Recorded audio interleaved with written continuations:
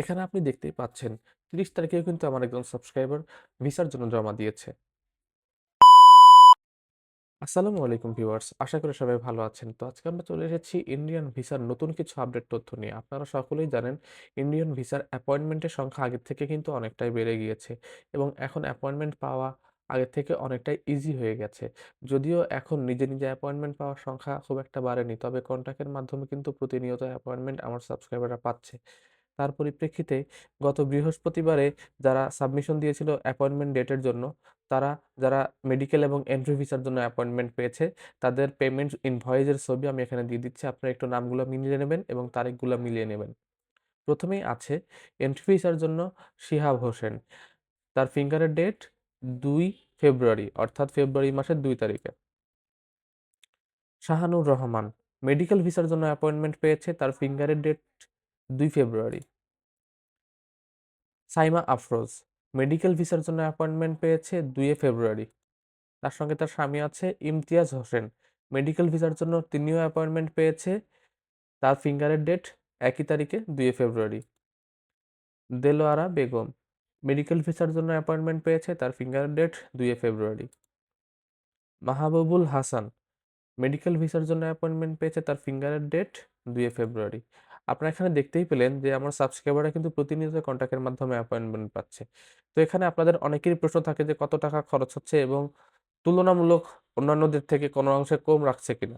আমি এখানে একটি ছবি দিয়ে দিচ্ছি যে একজন বড় ভাই সে কিন্তু এখানে অ্যাপয়েন্টমেন্ট পাওয়ার পরে ফেসবুকে পোস্ট করেছিল যে আমি অ্যাপয়েন্টমেন্ট পেয়েছি, কত টাকা খরচ হয়েছে। তো সেখানে অনেকেই কমেন্ট করেছে ভাইয়া কত টাকা খরচ হয়েছে। আমি এখানে সরাসরি একটি স্ক্রিনশট দিয়ে দিচ্ছি যে একটা অ্যাপয়েন্টমেন্ট নিতে ৳৯,০০০ পর্যন্ত খরচ হয়েছে। তো আশা করি এখান থেকে আপনারা বুঝতে পারছেন যে অ্যাপয়েন্টমেন্টের চাহিদা এবং এটার যে খরচ সেটা কোন লেভেলে চলে গিয়েছে। তবে আমার যেই লিঙ্ক আমি এখানে দিয়েছি সেই লিঙ্কে কিন্তু এত খরচ হচ্ছে না। সেখানে কিন্তু ৳৪,০০০ থেকে ৳৫,০০০ ভেতরে আপনি একজনের অ্যাপয়েন্টমেন্ট নিতে পারবেন। আর আমি আরেকটি বিষয় এখানে বলে রাখি যে সিকিউরিটির বিষয় যদি থাকে, আপনারা তার সাথে কথা বলে তার পাসপোর্ট এবং এনআইডির একটি কপি চেয়ে নিবেন। কারণ আপনি যেহেতু তাকে অ্যাডভান্স করবেন, অ্যাডভান্স বাদে তো কেউ কাজ করবে না। তো যার পরিপ্রেক্ষিতে আপনি চাইলে তার ডকুমেন্ট নিয়ে রাখতে পারেন। যাতে আপনারও একটি বিশ্বাসততার জায়গা থাকে। আর আমি এর আগে যে লিঙ্কগুলো দিয়েছি, সেই লিঙ্কগুলো প্রতিনিয়ত কাজ করছে। আজকে আরেকটি নতুন লিঙ্ক দিচ্ছি। ইনিও হাই কমিশনে জব করে। এনারও একটি ভালো লিঙ্ক আছে। যার ফলে আমি তার লিঙ্কটি আজকে থেকে শেয়ার করব। আগের লিঙ্কে যদি কেউ যোগাযোগ করতে চান সেটাও করতে পারেন। আর নতুন যে লিঙ্ক দেওয়া হচ্ছে এই লিঙ্কে যদি যোগাযোগ করতে চান এই লিঙ্কেও করতে পারেন।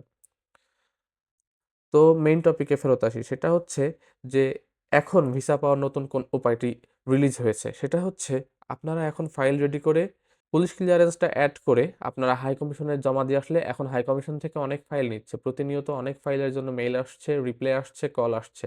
প্রতিনিয়ত। এটা আপনাদের একটা বড় সুযোগ যে এই সুযোগে মেডিকেল ভিসা বিশেষ করে মেডিকেল ভিসা কিন্তু অরিজিনাল ডকুমেন্ট দেখাইতে পারলে ভিসা হচ্ছে 100% ভিসা কোনোভাবেই মিস হচ্ছে না।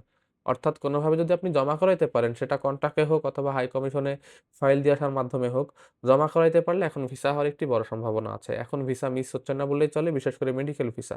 আর এন্ট্রি ভিসার বিষয়টা বলে রাখি, যদি আপনার এম্বাসির অ্যাপয়েন্টমেন্ট থাকে অর্থাৎ আপনি এন্ট্রি ভিসা নিয়ে কেন যাবেন?